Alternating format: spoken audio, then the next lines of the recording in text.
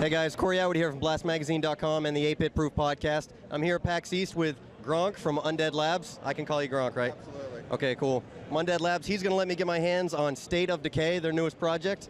And first of all, let me welcome you guys to Boston. Welcome to our hometown. I know it. Glad to be here. Glad to be here. Love it. You guys, when did you guys get here? We flew in last night, two of us from the shop. Sonia was here the night before, so.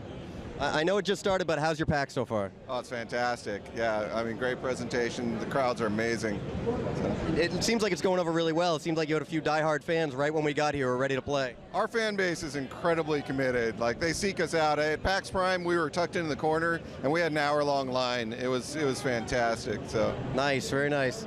All right, so before we get started, zombie apocalypse. You know, there's a lot of zombie stuff floating around out there.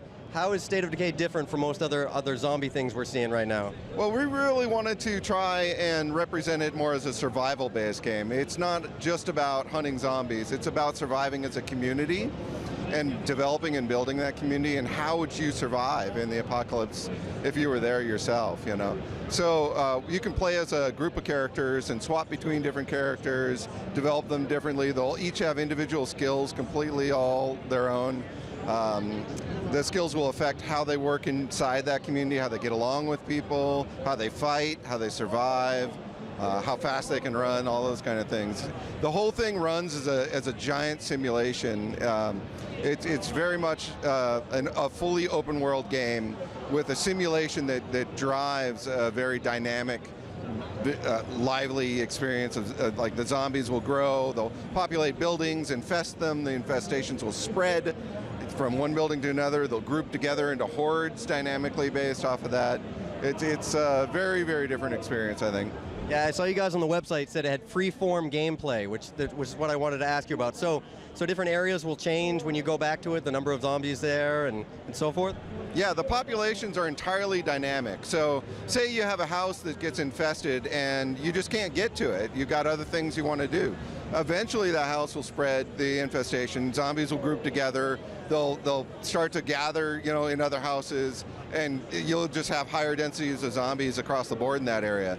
You know, as you clear out those things, the zombie populations will be lighter, it'll be easier to move around, and you can actually build outposts that create little defense zones where your people will man them, fight off the zombies, and kind of almost like a little tower defense kind of function of clearing out areas, making it easier to navigate through those parts of the towns.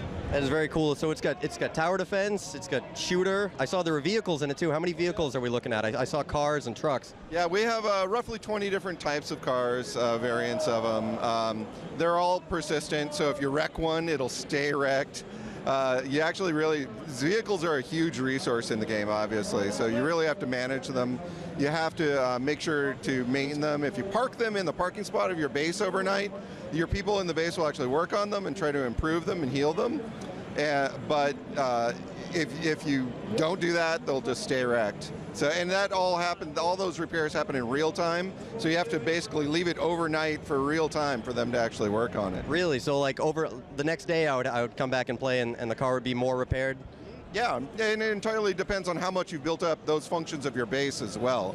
So if you've built up the workshop to be really, really efficient, a car could go from mostly wrecked to fully repaired in a night, but if you haven't, it'll take 2 or 3 nights. That's very cool.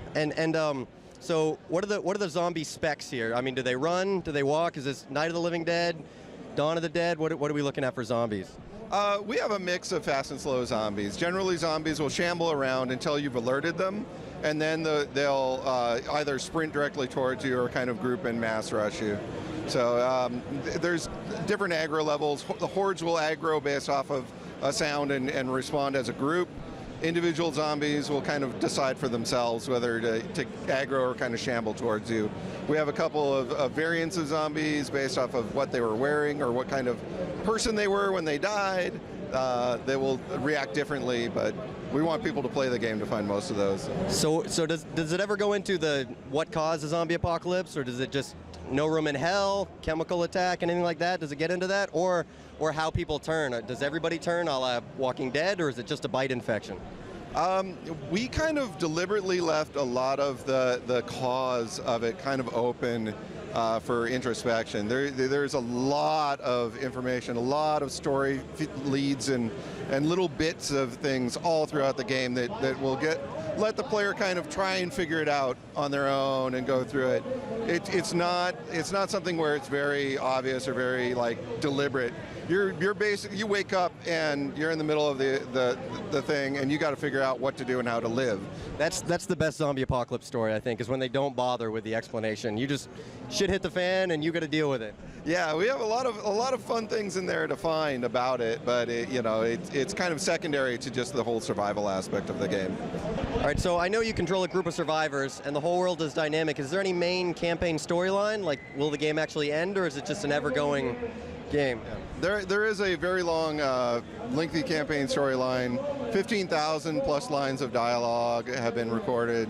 There is an ending of a sort. You can play after that, though, in just the open world, dynamic game. So are there a certain group of characters that if they die, the game ends, or no? Because I know you can switch between characters. The only way for the game to end en route is for your entire community to die. If every single member dies, then you're done. Or like if you are the last person of the main storyline characters and you die, that'll end it.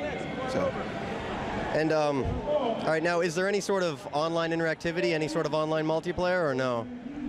No, not at the moment. We're looking forward to potentially adding co-op, but we can't really talk about that too much. But it's only plans for XBLA and PC, right? XBLA is our first release, and then we'll follow up with a PC release. And so far, tentatively, is it spring of 2013? That's the goal, yep. All right, awesome. I really look forward to getting my hands on it. Thank you very much. Thank you very much.